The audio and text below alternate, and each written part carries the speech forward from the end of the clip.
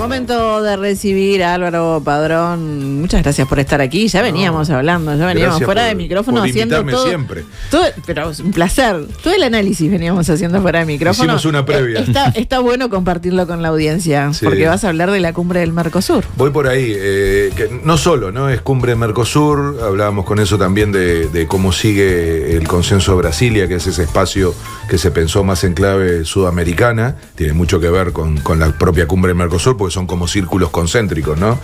No deja de ser el Mercosur parte de esa construcción sudamericana, y también un poquito del papel de Uruguay, ¿no? Porque estamos en medio de una elección y la política internacional es parte de lo que vamos a estar las y los uruguayos discutiendo sobre qué rumbo queremos que tenga, ¿no? Y yo insisto bastante que la política exterior probablemente es el área donde más fracasos ha tenido este gobierno, al mismo tiempo más anuncios espectaculares siempre y luego impracticables. Entonces me interesa que el hilo conductor sea ese para sacar a la política internacional de ese lugar medio extraño que está siempre, que es como muy lejos, ¿no? Yo ayer escuchaba a Leo y la entrevista sobre la situación en Francia, incluso sí, las elecciones en Reino Unido, y uno siente que eso son cosas muy lejanas. Sin embargo, voy a intentar ahora mismo, incluso en relación a la cumbre del Mercosur, conectar con eso y darnos cuenta de que nos va la vida en la política internacional, cada vez es más relevante para las cosas cotidianas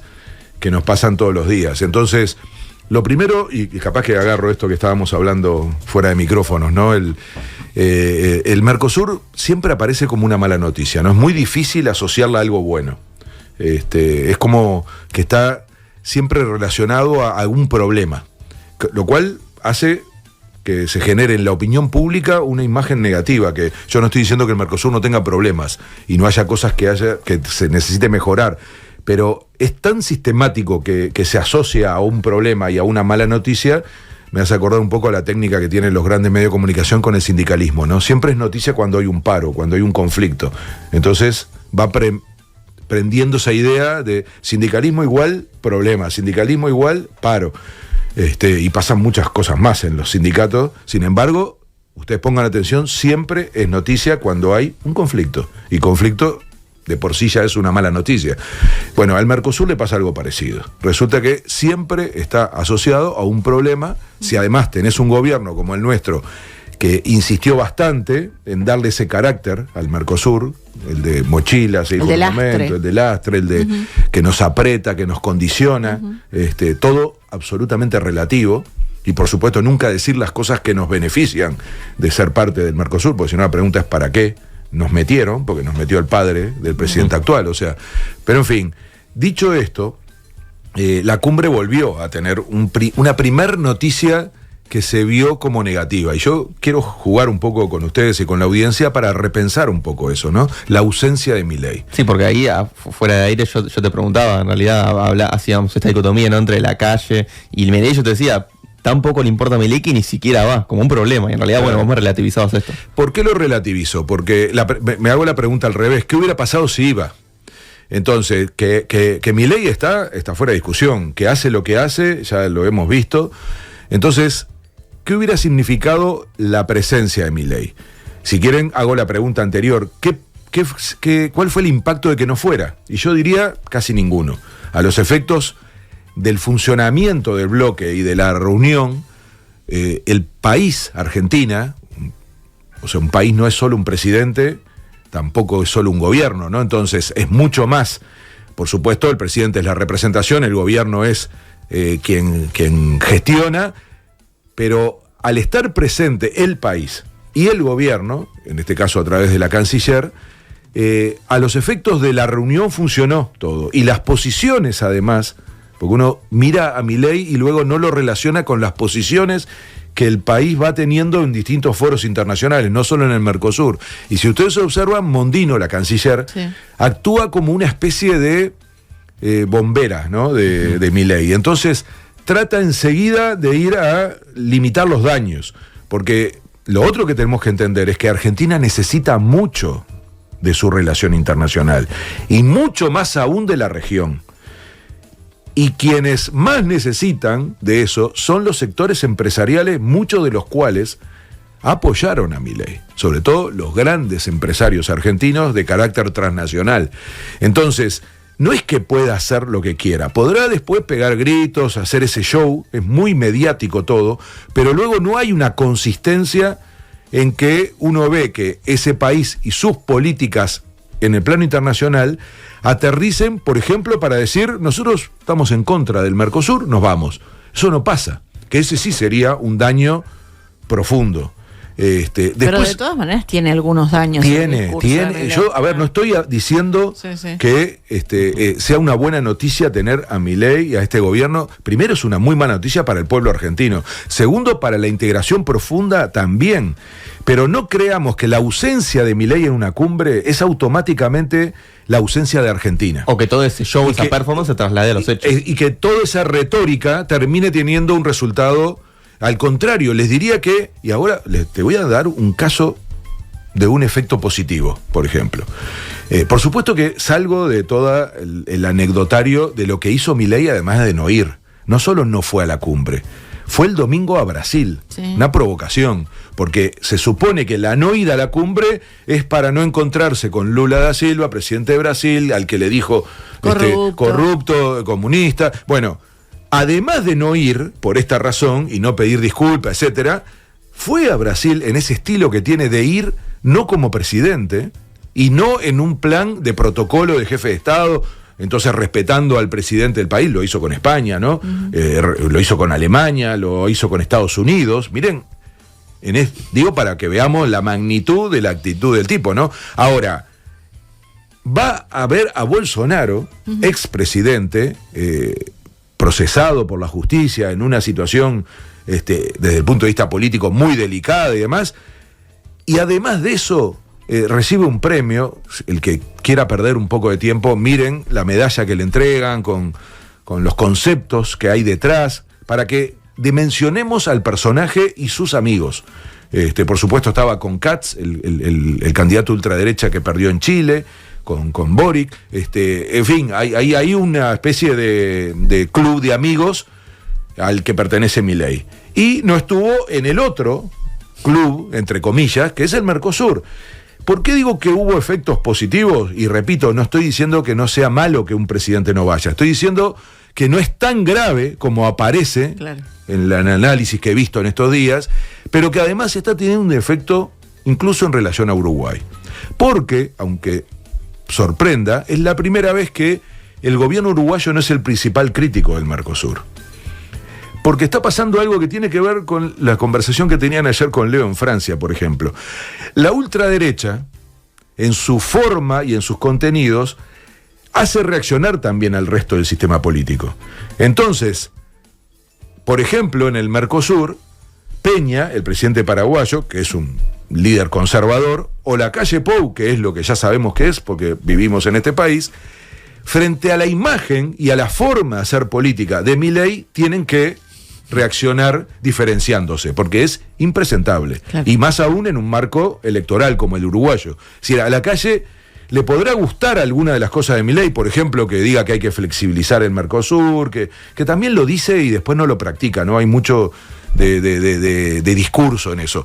Pero esa imagen que hubo al principio, y yo me gustaría que alguno de los que hicieron eso pongan la cara ahora, ¿no? Que decían que se alegraban del triunfo de Milei en Argentina, ¿no? Hubo una parte del sistema político uruguayo que actuó así, sobre todo en relación al gobierno anterior de Argentina, sin tomar en cuenta que lo que venía era muy complicado, ya no solo en relación a los intereses, sino a la propia democracia. Entonces, es tan radical esta posición que está teniendo sectores como el de Milei o el de la ultraderecha en Francia, en Alemania, en Italia, que hay una parte de la centro derecha que necesita tomar distancia de eso. Es un debate que hay, repito, a nivel mundial. Incluso en algunos países arrancan tomando esa distancia, pero luego terminan negociando. Creo que lo dijo ayer Leo, lo del cinturón o lo democrático, sanitario se dice, que es como cuando el sistema político se alía para evitar que estos sectores, que son antidemocráticos, entren al sistema político. Bueno, en algunos casos se va rompiendo ese cinturón y algunos sectores de centro derecha por un problema de poder, empiezan a hacer alianzas. Pasó con Vox y con el PP en España, sobre todo en algunos gobiernos locales, pasó en Italia, está pasando con algunos sectores en Francia, en fin. Pero, ¿qué nos está pasando a nosotros en la región? Que este efecto Milei ha obligado a algunos gobiernos conservadores a distanciarse de esas prácticas. Entonces, acaba de ocurrir en Mercosur. Por primera vez en 4 años, el gobierno uruguayo no fue el abanderado de criticar al Mercosur. Lo digo como una cuestión positiva, porque en realidad probablemente también hay una reflexión del gobierno uruguayo. Hay un canciller bastante más serio que el amigo de los amigos, que hacía política internacional a partir de las relaciones. Hay un canciller que uno lo escucha y encuentra argumentos, y encuentra cuidado, mesura, sobre todo, además, en un año en donde no es bueno innovar ni hacer cosas demasiado potentes. Paganini, porque hay elecciones, o sea... Bueno, eso puede ser parte de la explicación del discurso, del cambio del discurso de la calle, ¿no? El tema de las elecciones, exacto, y el tema de desmarcarse de Argentina, como vos decís. Porque eso le afectaría, obviamente, la imagen, exacto, interna. No es que esté dispuesto a enfrentar a Milei, no lo creo, sinceramente, no le conviene, no, sino que intenta que no se lo asocie a él, a su partido y eventualmente a su candidato en las elecciones, a eso que desde aquí es muy mal visto. O sea... Yo me cuido un poco de decir que en Uruguay estamos vacunados frente a ese tipo de personaje. Quizás sí al personaje, no sé si tanto a las ideas. Uh-huh. Entonces, cuidado con eso, ¿no? Me pregunto qué está pasando en algunos sectores de gente joven, con poco vínculo con la política. En fin, es un paréntesis que quiero hacer de los riesgos, de cómo tendríamos que estar pensando que esas cosas tarde o temprano también las vamos a tener aquí en Uruguay por una cuestión elemental de cómo se globaliza la comunicación, y en este caso lo tenemos al lado, ¿no? Pero, en fin, dicho eso, lo que digo es que hay un cuidado del gobierno uruguayo, pasó también con el gobierno paraguayo, de no quedar asociados a esa imagen. Entonces, en ese sentido hubo una situación positiva, que es que el debate de la cumbre giró en torno a cómo avanzar. Si hubiera ido Milei, y yo les decía hacer ese ejercicio, ¿no? Hubiera estado todo el tiempo centrado en el lío entre los personajes, en este caso los presidentes. Y hubiera sido muy difícil sostener una cumbre así. No solo en relación a Lula, en relación también al presidente de Bolivia, Arce, porque él dijo que había sido un autogolpe lo que había pasado. Milei había sido un autogolpe lo que había pasado en Bolivia, cuando en realidad... el resto de los países, incluso la propia Cancillería argentina, lo que planteaba era la necesidad de cuidar el sistema democrático, respetar al gobierno, para que vean que hay un problema también entre el discurso de su presidente y la propia política luego del país. Entonces, en ese clima, enfrentado a dos figuras, sus pares de dos países en una cumbre de 5, hubiera sido muy difícil que esa cumbre saliera bien y no tuviera el foco en la relación entre presidentes, cuando no es lo único. Entonces, no estoy diciendo que es bueno, estoy diciendo que no lo miremos como una especie de final de la historia, en donde este personaje puede hacer lo que quiere. No puede hacer lo que quiere. En política internacional no puede hacer lo que quiere. Y a corto plazo va a tener un problema serio si en un momento se empieza a afectar sobre todo la relación entre comercial, económica, productiva entre Argentina y Brasil. Bueno, eso conversábamos con Nastasia Barceló, que estuvo aquí esta semana en Nada que Perder, y nos decía eso, ¿no? De que hay ciertos vínculos comerciales fuertes que no van a beneficiar a Argentina con esta problemática que tienen que ver con el sector automotriz. Sí, el principal automotriz, pero yo diría que muchos más. Casi todo lo que produce Argentina, más allá del agronegocio, o sea, sectores industriales con valor agregado, se lo termina exportando a Brasil o a la región, incluyéndonos a nosotros. Eso también nos pasa a nosotros, es decir, lo único que nosotros podemos hacer con los bienes que tienen valor agregado es venderlos en la región, no nos lo compra Europa, Estados Unidos, China, nadie, o sea, es entre nosotros. Entonces, una parte muy importante de la actividad económica y productiva de nuestros países tiene que ver con la región. Pero además de un sentido comercial y económico, hay algo más de fondo, que es que como se está organizando el mundo hoy, algunos le llaman desglobalización, que tiene que ver con lo que pasó en la pandemia, en las guerras, que se sintieron algunas potencias demasiado dependientes de sectores que les quedan lejos en términos productivos, en términos de transporte, en términos, por ejemplo, de salud, como pasó con las vacunas. hay un reflujo en donde se quiere acortar esa globalización y eso va camino a la creación de grandes bloques regionales, que son los que van a definir el futuro del planeta. Estamos en ese momento en donde hay una rediscusión del orden mundial, sobre todo por la disputa entre China y Estados Unidos. Para ser parte de esa disputa, para influir en esas decisiones, hay que tener peso, hay que tener tamaño, hay que tener escala. Y eso solo se logra con bloques. No lo estoy diciendo desde un país de 3 millones, que es obvio. Lo estoy diciendo desde potencias como Alemania y Francia, que se dan cuenta que necesitan ser parte de un bloque, y por eso construyeron la Unión Europea, para pesar en el mundo. Se da cuenta el Reino Unido que una de las razones por las cuales cambian 15 años de gobierno conservador y ganan los laboristas por paliza, esa es otra cosa que habría que traer, además de lo que pasó en Francia, la discusión, ¿qué pasó en Reino Unido? Bueno, una de las razones del cambio radical de la opinión pública tiene que ver con el Brexit, la salida del Reino Unido de la Unión Europea, que fue una decisión de los sectores conservadores del Reino Unido en alianza con el gobierno de Trump, y eso termina siendo un costo enorme para la ciudadanía, para el pueblo del Reino Unido, que se le pasa factura a los conservadores y lo desplaza el gobierno y terminan triunfando los laboristas. Entonces, crear bloques es una cuestión clave en esta etapa. Lo está haciendo Estados Unidos, que en sí mismo ya es un bloque, no es un país, sino una conjunción de estados, pero lo hace junto con Canadá y con México. Lo hace África, lo hace el sudeste asiático, lo tenemos que hacer nosotros. Entonces, Argentina sabe de esto y entiende, por eso escuchen a Mondino cuando dice, no hay un minuto de duda en Argentina de pertenecer al Mercosur. Lo dijo públicamente para que nadie creyera que ese discurso tan radical de Milei tiene, por ejemplo, esa consecuencia. Entonces, pertenecer a un bloque regional, y esta es la clave de este momento, por eso no alcanza con el Mercosur, hay que preguntarse qué pasa con Sudamérica, por eso traigo el consenso de Brasilia, que fue aquella reunión en el 2023, en donde Lula convoca un retiro para pensar cómo la región, además del Mercosur, puede representar a Sudamérica entera, y ahí sí constituirse en un bloque. Esto es clave para el futuro de la región, y no es un problema solo de un pensamiento progresista. Aquí viene una de las recetas, uno de los elementos de la receta de Mujica, ¿no? ¿Se acuerdan el libro reciente sobre el pensamiento de Mujica en materia internacional? Termina con un análisis de las últimas iniciativas de Mujica, muy en acuerdo con Lula, en donde ambos plantean una nueva etapa de la integración regional, sobre todo poniendo a Sudamérica como sujeto central, lo que antes se llamaba UNASUR.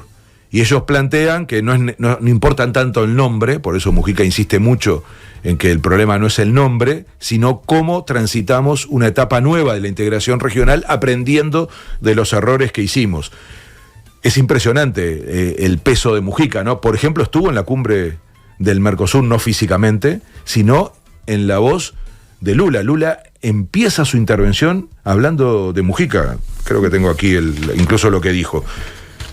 Dice, nuestro querido presidente, Pepe Mujica, acostumbra decir, palabras de Lula el lunes, adelante de todos los demás presidentes, es preciso construir vínculos en nuestra región para que podamos juntos ser oídos a nivel internacional. Esto que acabo de decir, ¿no? La única forma de pesar, lo está diciendo Brasil, que es una potencia mundial, ¿no? Juntos ser oídos a nivel internacional. Los desafíos que tenemos como humanidad requieren más que nunca esfuerzos colectivos y propuestas innovadoras. Esto es textual, dice Lula, palabras de Mujica. Y termina diciendo que sus palabras nos inspiren a todos para mirar al Mercosur como fuente de solución para nuestros desafíos. Es decir, es Lula el que en la cumbre del Mercosur trae las palabras de Mujica en esta lógica que se ha creado de una alianza entre ellos dos. Le dice Lula a Mujica como que es un presidente sin cartera, quiere decir como sin cargo, ¿no? Llegó a decir en un momento que sería un canciller ideal de la región. ¿Qué les quiero decir con esto? El clima que se dio en la cumbre de Mercosur, más allá de diferencias, terminó siendo bastante más constructivo que en cumbres anteriores. Y sobre todo está el desafío de cómo pasamos a una nueva etapa de integración. Mujica insiste mucho en esa receta, que lo primero es la pluralidad, que puede tener un límite, que es esto que está pasando ahora con Milei, pero no tiene, por ejemplo, el límite en el papel del presidente de Paraguay. El presidente de Paraguay ha sido mucho más claro incluso que el presidente de Uruguay, porque desde el comienzo ha dicho, nosotros no tenemos duda que todas las negociaciones que tienen nuestros países tienen que ser como bloque, distanciándose de la iniciativa de Uruguay de negociar de manera bilateral, por ejemplo, con China, o ahora con Estados Unidos. Entonces, estamos hablando de un presidente conservador, mucho más cercano al pensamiento de Lacalle que al pensamiento de Lula, de Mujica o de Boric. Sin embargo, ese planteo de Mujica de una pluralidad que es imprescindible, porque no podemos estar cambiando de estrategia de integración según cómo va cambiando el ciclo político de la región. O sea, ya probamos eso y no funcionó, ni para la izquierda ni para la derecha. Hay que generar consensos que permitan miradas largas para la integración regional. Bueno, esa es la primera receta que propone Mujica, repito, que coincide con líderes de la región que no son de izquierda y que han apoyado esa iniciativa. Le cuesta un poco más a Lacalle, aunque repito que el efecto, quizá el efecto Milei, quizá el efecto, no sé, elecciones. Paganini, quizá el efecto elecciones, ha hecho que Uruguay haga menos ruido en esta cumbre que en las anteriores. Y le toca la presidencia pro tempore, ¿eh? Sí. Estamos 6 meses con el Mercosur aquí en casa. Entonces, más importante que nunca, especie de moderación del discurso y de los planteos uruguayos.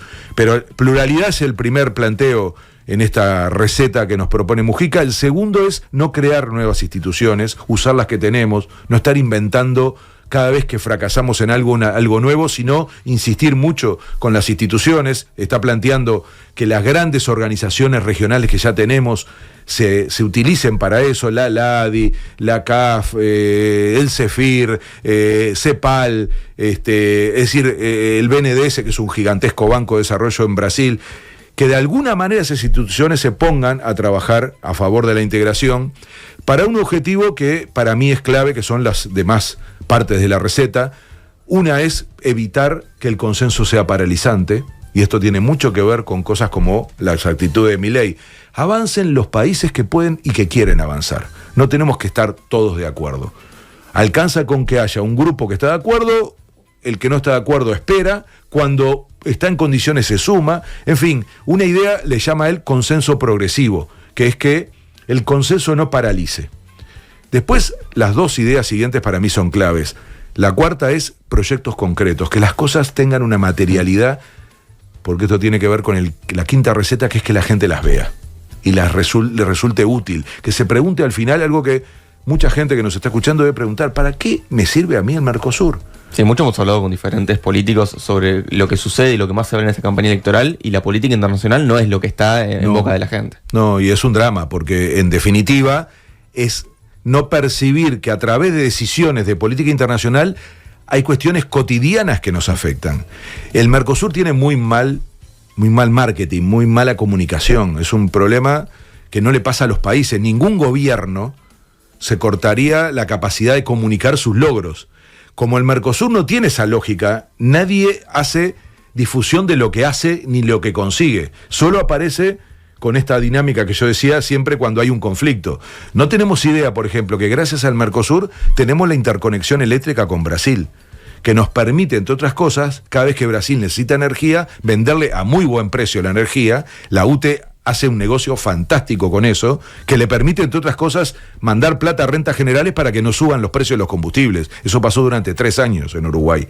El gobierno no tuvo que subir los costos de los combustibles cuando lo tendría que haber hecho por su propia decisión de esto de la paridad de importaciones, y termina haciendo que plata que le entra al Estado a través de la venta de energía por UTE a Brasil le dé para compensar la pérdida que tiene con no aumentar los combustibles de ANCAP. O sea, más concreto que eso no les puedo decir. Gracias al Mercosur y a la interconexión eléctrica, nosotros no pagamos nafta más cara.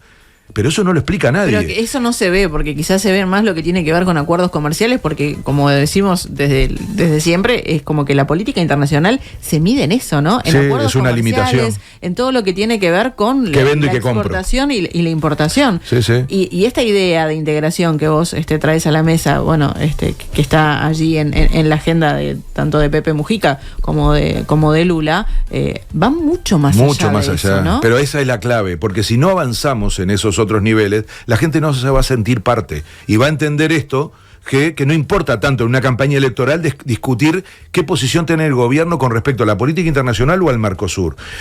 Pero agrego un elemento más de esto de la interconexión eléctrica. ¿Saben cómo se hizo eso que costó cerca de 500 millones de dólares? A través de un mecanismo del Mercosur que se llama Fondo de Convergencia Estructural, FOSEM, que tiene 1.000 millones de dólares ya ejecutados, que lo pagan. El 80% de ese fondo lo pagan los dos países grandes y el 20% lo pagan los países chicos, Paraguay y Uruguay. ¿Y saben cómo se gasta? Exactamente al revés. El 80% va para los países chicos y el 20% para los países grandes. Uruguay ha utilizado de ese fondo más de 600 millones de dólares, entre otras cosas para políticas sociales. Sin que nos enteráramos, no hay ni un cartel ni un anuncio de que eso es recursos del Mercosur. Entonces, tenemos un problema, estamos aquí, ustedes son profesionales de la comunicación, tenemos un problema de que el Mercosur no comunica. Le pasa también a los europeos, que sin embargo tienen programas enteros de comunicación, y sin embargo hay mucha gente, y lo usa mucho la ultraderecha, en decir que Europa es una especie de pérdida de soberanía para los países, que en Bruselas está una burocracia que hace lo que quiere. Bueno, entonces, durante el Brexit no se habló mucho también de la comunicación. Claro. Sí, fue una estrategia, bueno, de hecho fue la primer prueba de cómo impactar una campaña a través de las redes sociales, un experimento que hicieron Estados Unidos y sectores rusos para impactar esa decisión en Reino Unido. Y luego utilizaron esa misma estrategia para la primera elección de Trump, meses después, fue todo en el mismo año. Entonces, una buena parte de la decisión de quienes viven en el Reino Unido estuvo afectada por una comunicación muy agresiva contra Europa, que hoy, tantos años después, se dan cuenta que fue un error, y si hoy hubiera un plebiscito en Reino Unido, revertirían sin duda esa posición. Pero en ese momento, la imagen de que Europa era un problema y que por lo tanto había que irse, terminó siendo determinante por el estilo de comunicación que se utilizó. Nosotros aquí pasan cosas similares en cuanto a cómo se afecta, en términos de comunicación, cómo se trata el tema en los medios. Repito, no estoy diciendo que no haya cosas a corregir y defectos que tiene el proceso de integración. De hecho, por eso es tan importante una agenda como la que presenta Mujica, de pensar desde otro lugar. Y la clave siempre va a estar en cómo llega a la gente esto, cómo la gente percibe que eso le cambia la vida para mejor y luego se compromete para defender eso. Nadie puede tocar avances en materia de salud, de vivienda, de derechos laborales, sin que tenga un costo político. Bueno, en política internacional eso ocurre todo el tiempo porque no hay una apropiación de la sociedad de lo que eso significa. Por eso insistimos tanto en esta columna, por eso agradezco tanto que este programa y esta radio jerarquice este tema, porque en general, si ustedes observan estos días en los medios, la forma de tratar la cumbre en Mercosur fue o porque no estuvo Milei, o por 3 o 4 titulares que todos mencionaban igual. O sea, hay muy poco trabajo periodístico detrás de estos temas, porque parece que no son relevantes. Y finalmente, es por lo menos lo que yo intento, lo que hay que intentar demostrar es que sí, que nos va mucho de nuestra vida cotidiana detrás de la política internacional, y ojalá este año que tenemos un debate electoral y por lo tanto un debate de ideas, de proyectos de país, finalmente de políticas públicas, la política internacional y sobre todo la integración regional esté presente y funcione esto que pasó en la cumbre, ¿no? Que un presidente de un país clave para nosotros, porque la clave de los próximos años es la relación con Brasil, menciona a un presidente uruguayo, valore a Uruguay y nos permita pensar que esa integración va a terminar teniendo un resultado práctico. Yo creo que en este año electoral va a ser súper importante mostrar quiénes tienen condiciones para insertar de nuevo a Uruguay en la región y hacer que eso sea determinante para un mejor crecimiento y una mejor distribución. Sin política internacional eso no va a pasar.